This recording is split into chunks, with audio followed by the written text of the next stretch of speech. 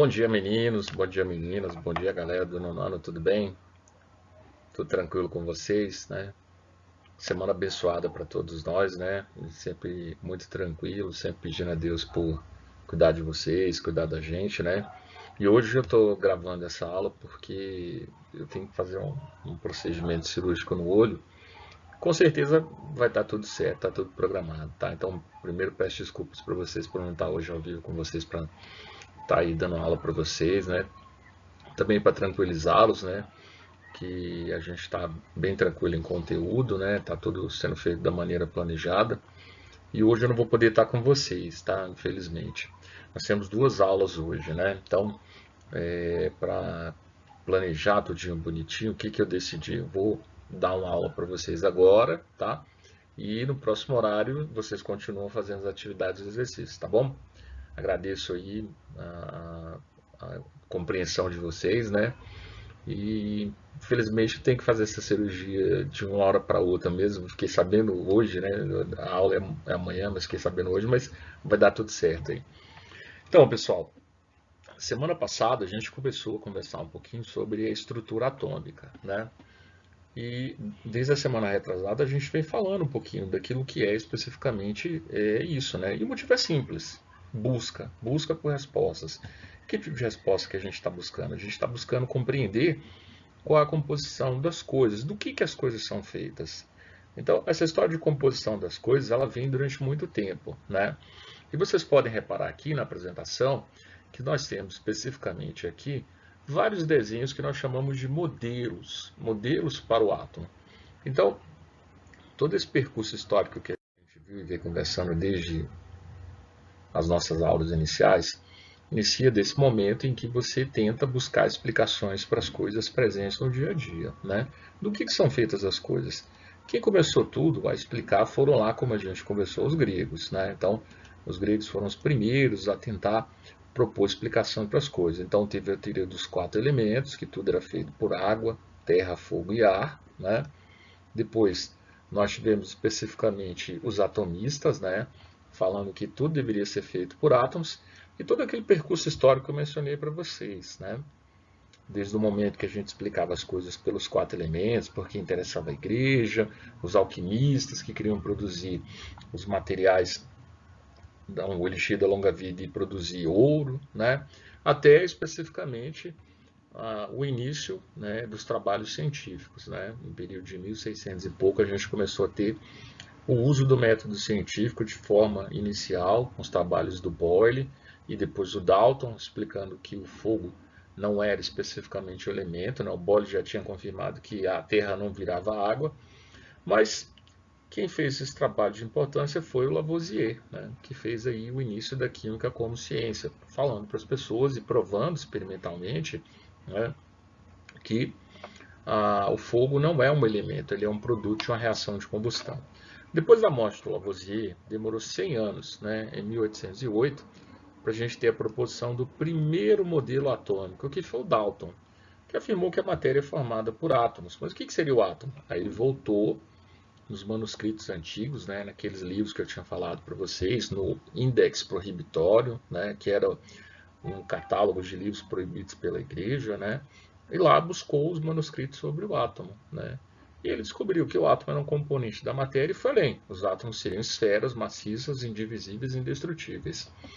E especificamente, essas esferas, quando reorganizadas, quando recombinadas e organizadas, elas formariam literalmente as substâncias que nós conhecemos dentro do nosso dia a dia, né?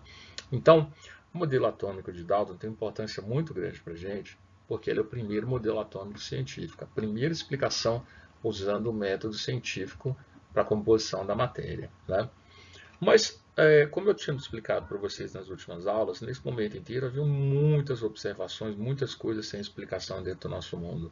E a eletricidade era uma delas.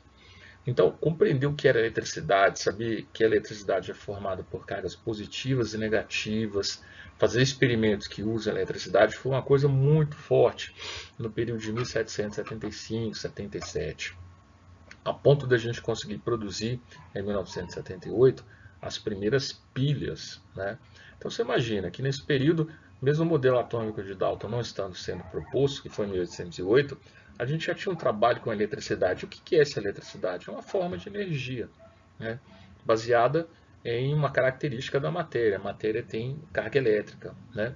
E foi por causa das pilhas e das baterias que a gente conseguiu decompor a água, conseguiu interagir a eletricidade, classificando materiais como condutores, isolantes, como eu vim explicando para vocês, até que um cientista chamado William Crookes, né, com a eletricidade, testou isso em gases e percebeu que os gases a baixa pressão eles geram raios catódicos, né?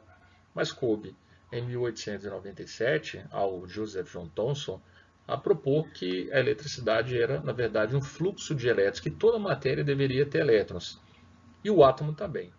Então, em 1897, o Thomson propôs um modelo, né, de explicação para o átomo que levava em conta a presença do elétron. A partir desse momento, a gente passou a assumir que o átomo era divisível, porque o elétron ele é menor do que o próprio átomo. E foi construído um modelo atômico, que é o modelo do pudim de passas, né? Então, nesse momento, a gente tem uma significativa mudança na estrutura e compreensão da matéria. A gente passou a compreender que tudo é formado por átomos, porém, o átomo é divisível, né? Divisível com a descoberta do elétron. Então, é importante mencionar para vocês que a ciência é um tipo de conhecimento que ele vem sendo modificado, né? Ele muda com o passar dos anos, ele sofre modificações, sofre alterações e melhora, né? As explicações nunca pioram, elas sempre melhoram. E propõe explicações para as coisas que ainda que a gente não tem. Então, a ciência é um caminho de busca, né? Mas, nesse período, a descoberta desses raios catódicos mudou literalmente muita coisa que a gente fazia, né?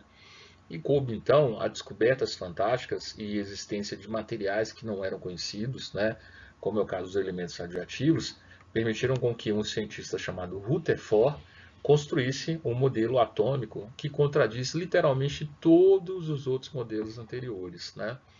Em seu modelo, o Rutherford, usando as partículas alfa que eram emitidas pelo material radioativo, percebeu que o átomo era vazio. E em 1911 ele propôs uma estrutura para a matéria, né? Ele afirmou que o átomo nesse período ele é formado por um núcleo positivo, né? Então você teria uma estrutura positiva muito pequena, muito densa, com os elétrons ao redor. Então a gente consegue observar que essa evolução desses modelos, que são representações, como a gente estava vendo lá no início do vídeo, eles mostram o trabalho do Dalton, o pudim do Thomson, a esfera de Rutherford, com a descoberta dessas características e partículas que nós chamamos de partículas fundamentais, né? Esse modelo atômico de 1911, ele é um modelo extremamente importante. Ele foi descoberto a partir daquele experimento que eu mostrei para vocês na aula passada, né? Que é o experimento de que quando você bombardeia a lâmina de ouro, você percebe que a maior parte das partículas atravessa o átomo, indicando que a matéria é vazia, ela tem espaços vazios, e que nesses espaços vazios ficariam os elétrons. Esse modelo de 1911 ele foi muito importante para a gente. Porém, ele apresentava falhas, né? Ele só explicava bem. Na verdade, ele não conseguia explicar na luz da física aquilo que era interpretado para a situação do átomo. Mas nesse período a ciência, a física em si, ela parou. Porque todas as teorias que eram usadas para explicar esses modelos e as coisas no dia a dia não serviam, né? E é um momento muito importante dentro do estudo da física, porque foi nesse momento, em 1911, que a física mudou o seu paradigma de teoria. Se acreditava nesse período que só as leis de Newton eram suficientes para explicar os fenômenos dentro do nosso mundo, e as leis de ondulatória do Maxwell. Porém, explicar a composição das coisas e o comportamento desse átomo era uma coisa muito difícil, que não dava para usar essas teorias que eram vigentes nesse período. Então foi quando a física mudou e passou a usar uma nova teoria que a gente chama de mecânica quântica. Com certeza vocês já ouviram falar dessa mecânica quântica. Já ouviram as pessoas falarem que física quântica é muito complicado, muito difícil de entender, que se alguém fala que sabe alguma coisa de física quântica é porque ele não sabe de nada, que é uma coisa muito mais complexa. Sim, é muito mais complexo, porém é compreensível, é entendível, entendível, essa palavra nem existe. A gente consegue ter um entendimento desse conhecimento, né, a partir do momento que a gente tem uma base teórica toda. Porém, para a química, avançar muito com esse modelo não é uma coisa interessante para a gente, porque ele envolve conceitos que fogem um pouco ao nosso objetivo. Então, mais para frente, quando eu voltar para a aula presencial aí com vocês, e até mesmo na aula online, né, só nessa semaninha que eu vou fazer essa cirurgia, a gente vai ter a oportunidade de retomar esses conceitos e vocês virem quão fantástico é o estudo da física quântica, né? Que tem até algumas dicas para vocês assistirem os filmes, que a gente tem um Interestelar que fala muito sobre isso, né? A gente tem os próprios Vingadores, né? A história toda dos Vingadores e os últimos filmes, né? Da Guerra Infinita, todos eles mostram para a gente situações que têm conceitos relacionados da física quântica. Você vê mesmo o Homem-Formiga, a todo instante ele está falando do mundo quântico, né? No Homem-Formiga, todas as soluções que ele propõe para resolver o problema lá relacionado ao extermínio de metade da população de todos os seres do universo, né? Então, isso aí gera conceitos muito interessantes. Mas para a gente, por enquanto, a gente precisa ter uma compreensão da estrutura atômica, imaginando o seguinte, né? Imaginando que o átomo ele é o componente da matéria, então os átomos são componentes da matéria, a matéria é formada por átomos e o átomo é divisível. Divisível, e como é que é a sua divisão? Ele tem uma região central que a gente chama de núcleo, e uma região ao redor que nós chamamos de eletrosfera. Então o átomo tem um núcleo e tem uma eletrosfera. A eletrosfera é aquela região onde ficam os elétrons, né? E no núcleo, a região onde existem partículas positivas, que nós chamamos de prótons, e uma partícula que foi descoberta muito tempo depois, que nós chamamos de nêutrons, né? Então, esse modelo, ele permite a gente ter uma compreensão muito bacana a respeito das substâncias químicas, né? Por quê? Nós aprendemos que as substâncias químicas, elas são especificamente e formam a matéria que nós temos no nosso dia a dia. Então, quando você fala de substância, você está falando de uma coisa pura. Uma coisa pura, em geral, é formada pelo mesmo tipo de átomo ou pelo mesmo tipo de molécula.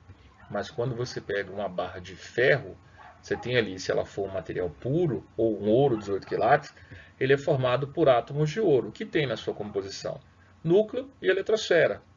Assim como a barra de ferro tem núcleo e eletrosfera, né? Os átomos da barra de ferro têm núcleo e eletrosfera. Porém, o que difere um átomo do outro? Então, os cientistas perceberam que os átomos são diferentes por causa do número de partículas que cada um possui na sua estrutura, né? Mas que o critério fundamental para diferenciar um átomo do outro é especificamente o número de prótons, né? Quando você olha a diferença que existe entre as substâncias e entre a matéria, o que a gente percebe? A gente percebe que os átomos que compõem as substâncias ou as moléculas que compõem aquela substância têm na sua estrutura um grupo de átomos e cada átomo tem uma diferenciação por causa do seu número de prótons, né? Então, como seria isso? Se você pegar especificamente o número 1, aquele que tem um próton, né? A gente fala que ele é o hidrogênio. Aí se você pegar um átomo que tenha dois prótons no núcleo, já não é mais o hidrogênio, já é especificamente o hélio. Aí você fala, professor, hidrogênio e hélio são diferentes? São completamente diferentes.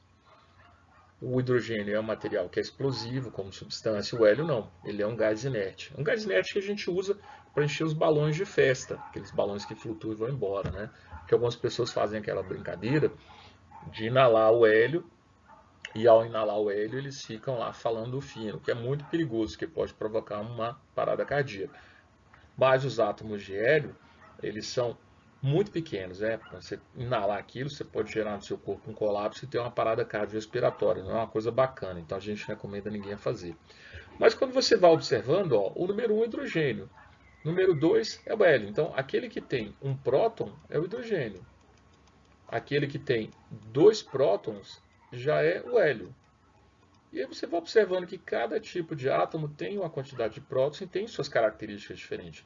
Quando a gente fala do ouro, né, o ouro é um tipo de átomo que tem na sua estrutura 79 prótons, né, 79 prótons. Então o que a gente percebe?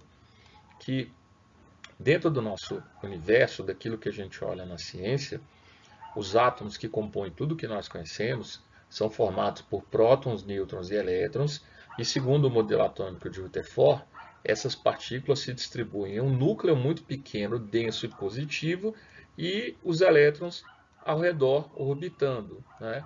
Então a gente parte do princípio que a matéria é formada por átomos, que os átomos são diferentes por causa da sua composição. Então, Partindo dessa premissa, a gente costuma fazer a identificação dos átomos usando alguns critérios que são importantes. Por quê? A linguagem química ela tem que ser uma linguagem universal. Na época da alquimia, não era uma coisa universal, porque os alquimistas eles queriam aquele conceito, aquele segredo todo para eles. Então, o que eles faziam?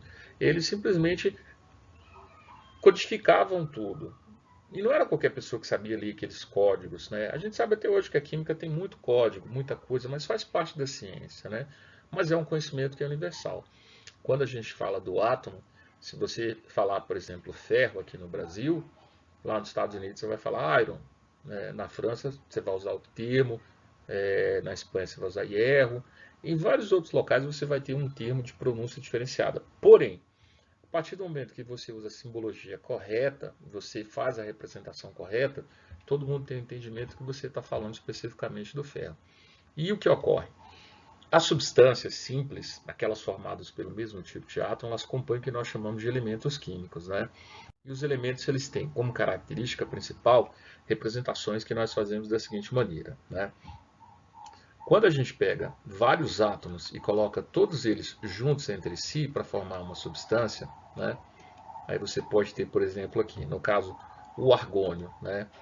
O argônio é um tipo de substância química que a gente usa para fazer solda elétrica, né? O argônio é um gás nobre. Quando eu pego o argônio, eu percebo que os átomos que compõem essa substância, eles têm na sua estrutura especificamente 18 prótons, né? Então você fala, ó, o argônio tem 18 prótons no núcleo. Ele tem 18 elétrons na eletrosfera, né? 18 elétrons, e tem também na sua estrutura do núcleo, né? Cerca de 18 nêutrons, tá? Professor, é sempre igual? Não, pode ser diferente, a gente vai ver em que situações a gente tem diferença. Mas, especificamente, a gente tem aqui um caso em que o argônio é uma substância, que é um gás, e quando você olha os seus átomos, você percebe que cada átomo tem 18 prótons no núcleo, 18 elétrons e 18 nêutrons. Quando eu pego outro tipo de átomo, outro tipo de substância, a gente pega, por exemplo, o cálcio, né? O cálcio já é completamente diferente do argônio, né? Ele é literalmente um tipo de átomo que, quando a gente pega o metal e olha os seus átomos, a gente tem 20 prótons no seu núcleo, né? Tem especificamente 20 nêutrons e especificamente 20 elétrons, tá? Então a gente parte do princípio aqui que o número de prótons e nêutrons e elétrons ele vai ser aqui igual para essas duas representações, tá? Não é sempre que é assim, pode ser diferente. Mas a princípio, para exemplificar para vocês como a gente faz a identificação dos átomos, a gente vai observar isso, tá? A gente vai observar isso, que toda a matéria que nós conhecemos dentro do nosso mundo, né? A matéria é tudo que tem massa e ocupa lugar no espaço, né? E a matéria ela é formada por átomos. Os átomos eles são diferentes entre si por causa do número de partículas que todos têm. Por quê?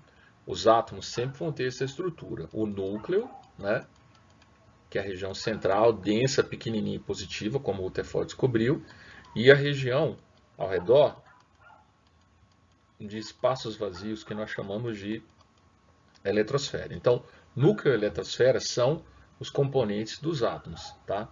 Aí o que você percebe? O núcleo é aquele local onde existem partículas positivas que nós chamamos de prótons, tá? Partículas positivas, e partículas sem carga elétrica que nós chamamos de nêutrons, né? E ao redor na eletrosfera é onde nós temos especificamente os elétrons, né? Então, como eu estava mencionando para vocês, como existem muitos tipos de matéria, muitos tipos de átomos, houve a necessidade de a gente caracterizar e identificar cada um deles. E qual foi o critério usado? A gente falou assim, ó, qual a diferença fundamental entre eles? Aí o que você percebeu? Que o número de prótons, que são as partículas positivas, é o que faz a diferenciação de um átomo para o outro, da matéria em si, de uma para outra. Então a gente adotou um parâmetro na ciência que é literalmente falar que o número de prótons ele vai ser um número para os átomos, que nós chamamos de número atômico, né? Então o que acontece? de todos os átomos que nós conhecemos presentes dentro do nosso mundo, eles têm uma quantidade de prótons e cada próton que você tem, ele vai representar, e essa quantidade de prótons vai representar para a gente um número que a gente chama de número atômico, que é um Z. Tá? Então, o primeiro critério de identificação que a gente faz para os átomos, tá ok? Então, recordando rapidinho, os átomos, beleza. Então, começou lá, 4 elementos, átomos dos gregos. Depois de muito tempo, primeiro modelo atômico de Dalton, esfera maciça, indivisível, indestrutível. Depois o elétron, aí o Thomson descobriu, falou que era um modelo do pudim de passas, núcleo, uma esfera gelatinosa positiva com os elétrons espalhados. E depois, com a descoberta dos raios-x, da radioatividade, a gente teve a experimentação do Rutherford, que descobriu que o átomo é vazio, que o átomo tem um núcleo e uma eletrosfera. Ponto. No núcleo tem prótons e nêutrons e na eletrosfera os elétrons. E aí o que a gente descobriu? Que os átomos são diferentes entre si porque apresentam um número de partículas diferentes. Então, quando você fala do argônio, ele tem um número de partículas que é diferente do cálcio. São duas matérias distintas. Porém, a ciência, para organizar tudo, deu alguns parâmetros. Quais são os parâmetros? Como é que você faz para identificar os átomos? Você fala o número de prótons que ele tem no núcleo, é o número atômico dele. Então, se você fala do argônio, ele tem um número atômico 18. O número atômico dele é 18. A gente usa o Z como sendo símbolo para número atômico. Aí o cálcio. Para o cálcio, o número atômico dele é 20. Né? Cada um tem um número atômico que representa a quantidade de prótons do seu núcleo. E quando a gente começa a observar os átomos, todos os átomos que a gente tem, né, eles são representados para a gente através de elementos químicos, né, que são átomos com o mesmo número atômico. Onde é que eu acho esses elementos químicos, professor? Os elementos químicos eles são conhecidos e existem dentro do nosso mundo, né? Mas onde é que a gente representa eles?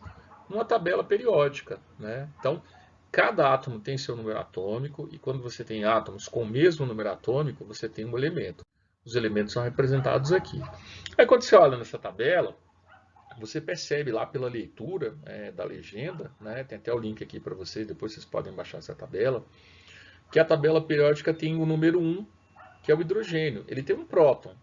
Número 2 é o hélio, 2 prótons. Número 3 é o lítio. Número 4 é o berílio. Então, na tabela periódica, a gente tem uma organização de todos os átomos que compõem os elementos químicos em função do número atômico crescente. Nesse sentido, tá?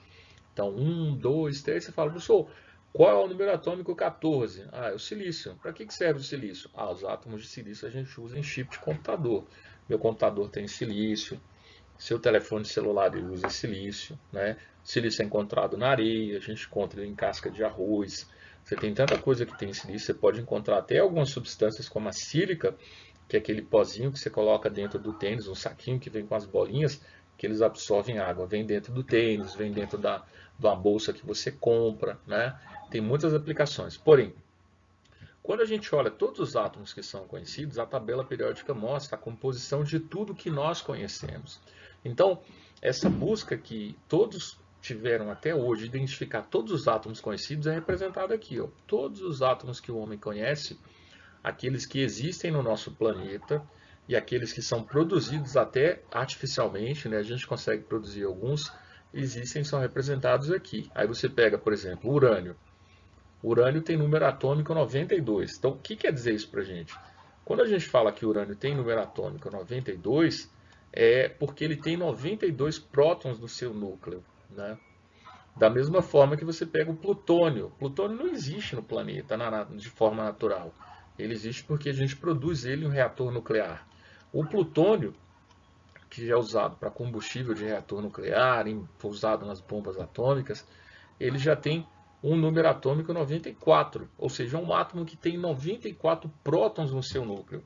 E ele difere completamente do oxigênio, que a gente tem o oxigênio, que tem número atômico igual a 8. Então, o que acontece?